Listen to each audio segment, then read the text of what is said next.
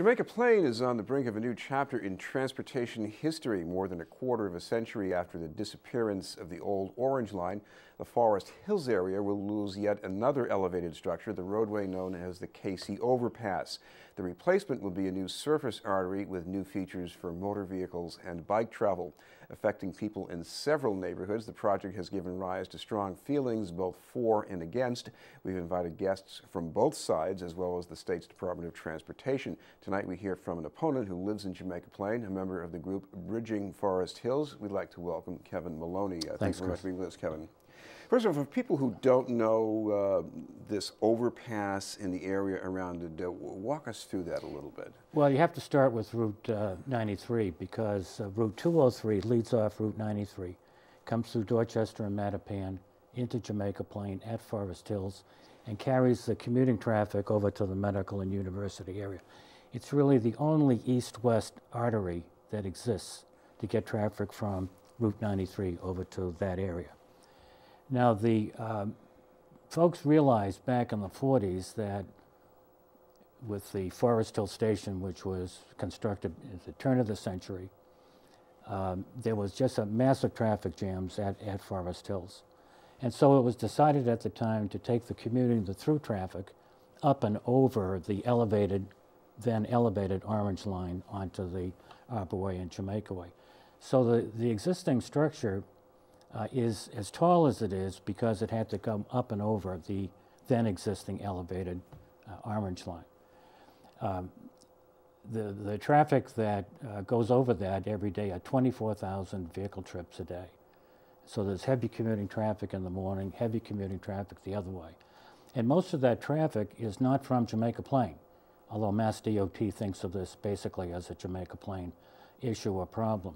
Most of the people who will be affected by the taking down of the overpass, not replacing it with a bridge component, but putting all that traffic on the ground into a 6-lane configuration with 4 new intersections. The destruction and removal of Shea Circle, which is right at the Forest Hill Cemetery, and replacing that with a signalized intersection is going to slow down that traffic coming through, and it's going to provide additional air pollution issues given the idling of the cars that are going to be stopped at those intersections. And it's not just the east-west traffic that's going to be affected, it's the north-south traffic, which now comes up and down Hyde Park Avenue and Washington Street, and there are 12,000 to 14,000 vehicle trips a day. If you took the 24,000 vehicle trips a day and put it on a new plan with a bridge component, you wouldn't have that traffic intersecting with the other traffic. It seems to be a faster way of getting people over and through Forest Hills, and a much safer way of doing it. And by the way, under a plan with a bridge component, you probably have more green space, and you would be able to connect the Arboretum with Franklin Park. Right now, you're going to have convoluted, what they call Michigan bow ties, which are long U-turns in order to ultimately have you turn right in order to turn left. One of those U-turns is going to be right at the Arboretum gate at Forest Hills. So you're going to have vehicle and truck traffic making U-turns there in order to get that traffic down to take a right turn onto Washington or Hyde Park Avenue. So it's to many of us, it's less safe than a plan with a bridge component. Handicapped people, pedestrians, cars are going to have to cross 6 lanes and sometimes 7 lanes of traffic.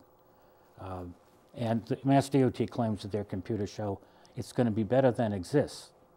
Mass DOT has never taken the position that their at-grade plan would be better than a well-designed plan with a bridge component. I'm very familiar with this stretch of road, and my intuitive feeling is that getting rid of the bridge means you're going to stop at least one more time, if not more than once, and it's going to be slower. But I've also heard people say, you know, even during, let's say, morning rush hours, this is traffic that's going to stop somewhere else along the way, whether it's at Jamaica Pond or on Brookline Avenue. So, you know, making that happen a little later, you know, you're almost dividing the traffic flow rather than slowing it.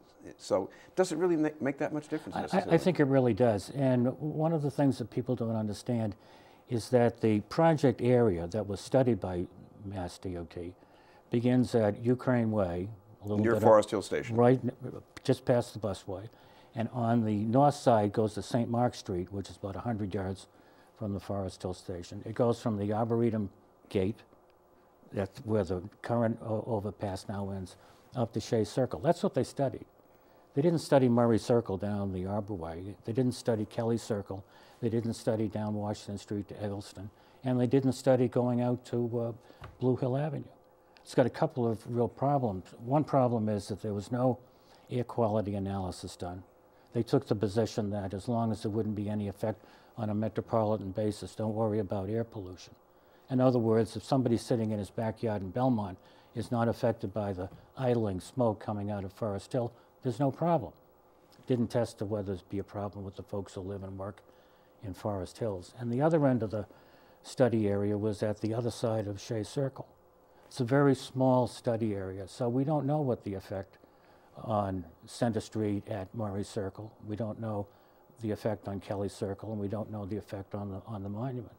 And that's why many of us have been calling for Mass DOT to take a second look at this. I would expect that with the surface configuration, you're going to have more vehicles coming to a stop and starting up again. So that's going to do something to air quality. But the other argument we're hearing here is I guess it's more about the aesthetics, because you took down the L and certain kinds of development were made possible.